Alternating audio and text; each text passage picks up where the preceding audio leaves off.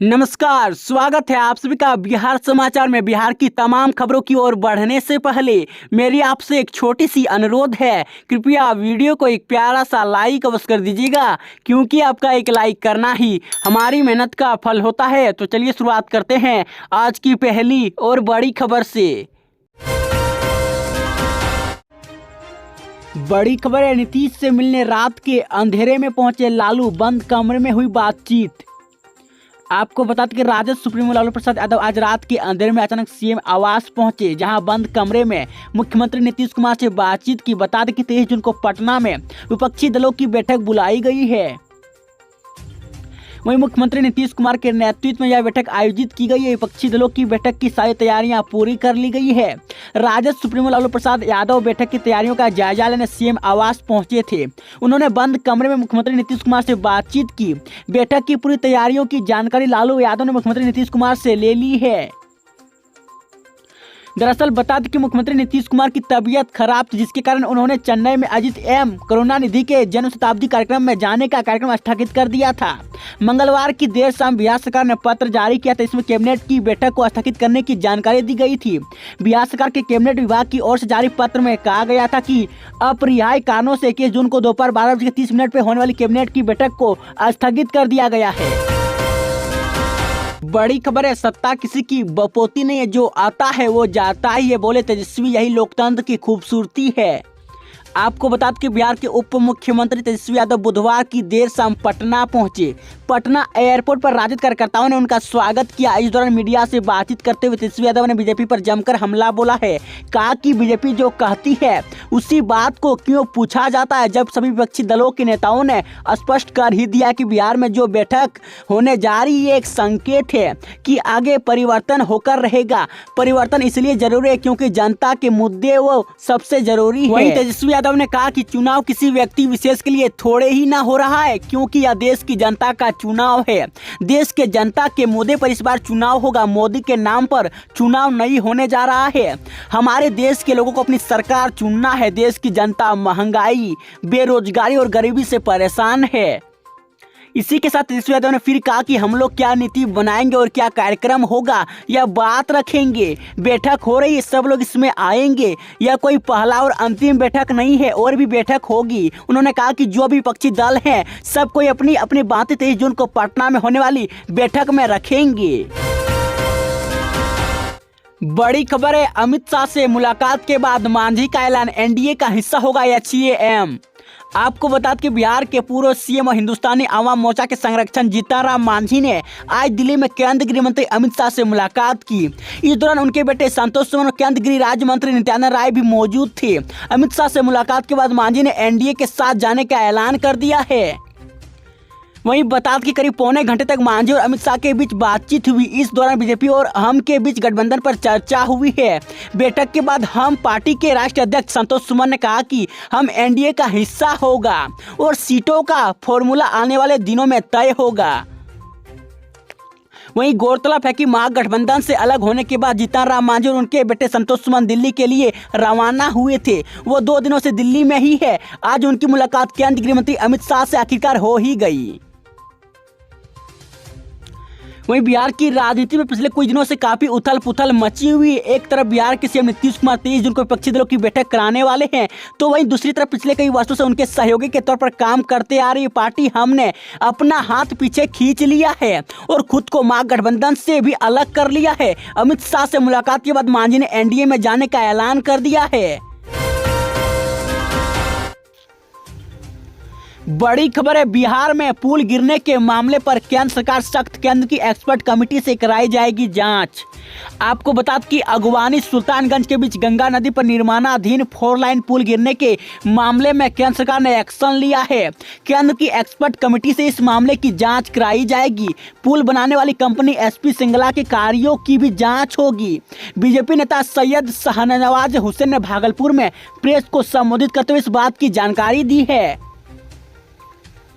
वहीं उन्होंने बताया कि पुल निर्माण कंपनी एसपी सिंगला जितने पुल बना रही है सब पर जांच बिठाई गई है। देश भर में यह कंपनी 6 पुल बना रही है जिस पर जांच बिठाई गई है। इन 6 ब्रिज में बिहार और पंजाब में 2-2 पुलों की जांच होगी, जबकि हरियाणा, यूपी और गुजरात में 1-1 पुल की जांच कराई जाएगी।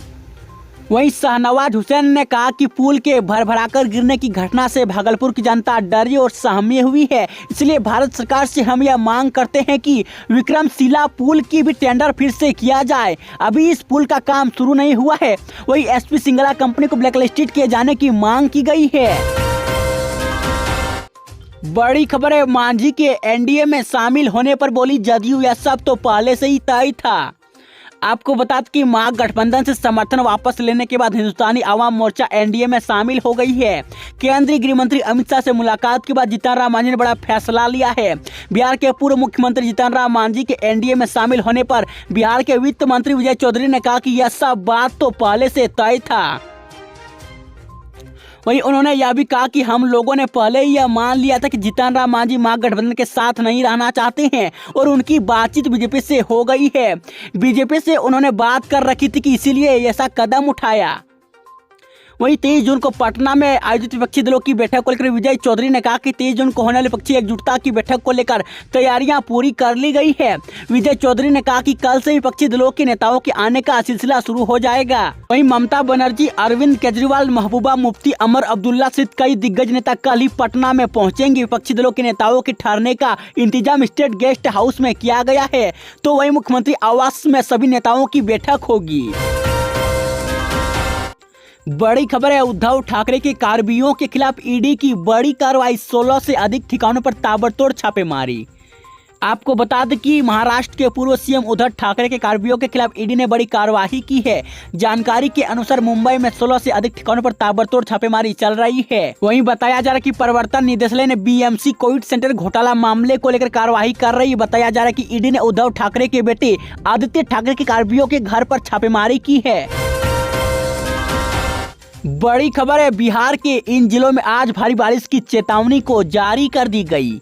आपको बता दें कि बिहार में दक्षिणी पश्चिमी मानसून का असर दिखना शुरू हो गया है। मौसम विभाग ने बुधवार को पूरे बिहार में वज्रपात और मेघगर्जन की चेतावनी जारी की है। इस दौरान कई जिलों में आसमान से पानी बरसने की संभावना है। वहीं सीमांचल के 3 जिलों में भारी बारिश की चेतावनी जारी कर दी है। मौसम वैज्ञानिकों के अनुसार अगले 3 दिन राज्य में भारी बारिश संबंधित गतिविधियों में बढ़ोतरी होगी। बीते कुछ दिनों से स्थिर रहे मानसून के फिर सक्रिय हो जाने से राज्य में हीट वेव के हालात भी कम हो गए हैं। मौसम बदलने से लोगों को भीषण गर्मी से राहत मिली है। वहीं मौसम विभाग के मुताबिक बुधवार को अररिया, किशनगंज और पूर्णिया जिले के कुछ इलाकों में भारी बारिश हो सकती है। वहीं राज्य के सभी जिलों में बादल गरजने और बिजली चमकने का येलो अलर्ट जारी हुआ है। अन्य जिलों में भी कहीं हल्की बारिश की संभावना है। मौसम विभाग के मुताबिक 24 जून तक वातावरण में नमी बढ़ने और पूर्वी पश्चिमी हवा के मिश्रण से तीव्र वज्रपात और आंधी तूफान की आशंका है। इस दौरान कुछ जिलों में 40 से 50 किलोमीटर प्रति घंटा की रफ्तार से हवा चलने के साथ तेज बारिश हो सकती है। इसके साथ ही मौसम विज्ञान केंद्र की ओर से लोगों से सतर्क रहने की अपील की गई है। खराब मौसम में बाहर ना निकले और बिजली चमकने के दौरान पेड़ के नीचे ना जाएं। पक्के मकान में शरण लें। खराब मौसम में किसान खेत में ना जाएं। तूफान के दौरान घर में बिजली उपकरणों को बंद कर दें। आंधी, तूफान और वज्रपात के कारण कच्चे मकान, टीन शेड, होल्डिंग, लंबे पेड़ के गिरने का खतरा रहता है। बड़ी खबर है, सब 23 जून को पटना में नहीं होगा। जान लीजिए नीतीश की विपक्षी एकता बैठक में क्या क्या होगा। आपको बता दें कि लोकसभा चुनाव 2024 के मद्देनजर बीजेपी के खिलाफ विपक्षी का पहला महाजुटान बिहार की राजधानी पटना में शुक्रवार 23 जून को होने वाला है। सीएम नीतीश कुमार के आह्वान पर पटना में उनके आवास पर देश के प्रमुख विपक्षी दलों की बैठक होगी। लोकसभा चुनाव में बीजेपी के खिलाफ विपक्षी गोलाबंदी को लेकर आहूत इस बैठक में तकरीबन 1.5 दर्जन पार्टियां के प्रमुख नेता तथा कई राज्यों के मुख्यमंत्री शामिल होंगे। विपक्षी एकजुटता की इस पहली बैठक में कई अहम मसलों पर सहमति बनने के प्रयास किए जाएंगे। इससे सीट शेयरिंग फॉर्मूले के अलावा गठबंधन के नाम पर और स्वरूप भी चर्चा होगी। वहीं सूत्रों के मुताबिक यूतु सभी दल एक साथ चुनाव लड़ने को लेकर सहमत है, तभी यह जुटान हो रहा है। बावजूद इसके राह में कई अगर मगर नया गठबंधन जो देश स्तर पर बनाने की कवायद चल रही है, उसमें कई ऐसे मसले हैं जिन पर सहमति बनने का प्रयास होंगे। पहली बैठक में 3 प्रमुख मुद्दों पर मंथन होगा। यह साथ लड़ने पर सहमति, सीटों के बंटवारे का फॉर्मूला तथा न्यूनतम सजा कार्यक्रम, दलों और नेताओं की भूमिका पर मंथन होने की संभावना है।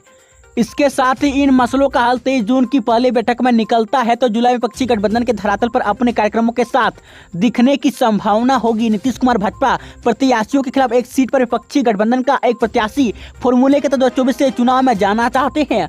बैठक में इस फॉर्मूले को धरातल पर उतारने के लिए एक कमेटी बन सकती है। न्यूनतम सजा कार्यक्रम के लिए भी सहमति बन सकती है। विपक्षी गठबंधन में एक समन्वय समिति भी पहली बैठक में संभव है। साथ ही इस गठबंधन के संयोजक पर भी फैसले के आसार हैं। इस रेस में नीतीश कुमार सबसे आगे दिख रहे हैं। बड़ी खबर है, पटना रांची वंदे भारत एक्सप्रेस ट्रेन का किराया तय, जानिए कितना होगा। आपको बता दें कि पटना से रांची के बीच प्रस्तावित वंदे भारत एक्सप्रेस ट्रेन का किराया रेलवे ने लगभग तय कर लिया है। इस अप्रूवल के लिए संबंधित अधिकारी को भेजा गया है। वहां से अनुमति मिलने ही तय किराए को रेलवे की आरक्षण प्रणाली में डाल दिया जाएगा। वंदे भारत का किराया पटना से रांची और रांची से पटना के लिए अलग अलग है। वही अन्य स्टेशनों का किराया निर्धारित करने पर मंथन चल रहा है। पटना से रांची के बीच चलने वाली जनशताब्दी वंदे भारत का किराया लगभग 2 गुना हो सकता है। वहीं यह प्रस्तावित किराया वंदे भारत के लग्जरी कोच से पटना से रांची के लिए 2174, इसमें कैंटरिंग का 414 रुपये, वैकल्पिक रुपये और सामान्य कोच का 1245, कैंटरिंग का 359 रुपये वैकल्पिक रुपये तय किया गया है। वहीं रांची से पटना के लिए लग्जरी कोच का किराया 2353, इसमें कैंटरिंग का 593 रुपये वैकल्पिक रुपये और सामान्य कोच का 1396, इसमें कैंटरिंग का 510 रुपये वैकल्पिक रुपये तय किया गया है।